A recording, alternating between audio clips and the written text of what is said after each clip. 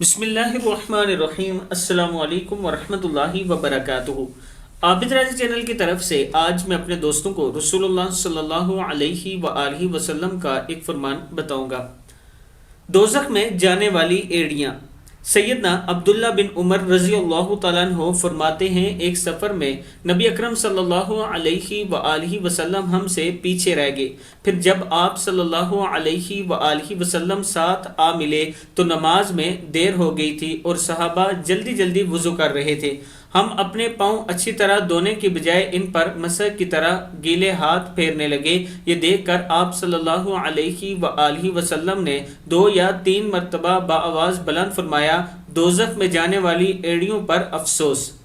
معلوم ہوا وضو میں ایڑیوں کو خاص طور پر اچھی طرح دھونا چاہیے، ورنہ خدا نخواستہ خشک رہ جانے والی ایڑیاں اس وعید کی لپیٹ میں آ سکتی ہیں۔ میں اپنے دوستوں سے گزارش کروں گا کہ جب بھی وضو کریں پاؤں کو اچھی طرح دھویا کریں کہ کسی جگہ سے خشک نہ رہ جائے۔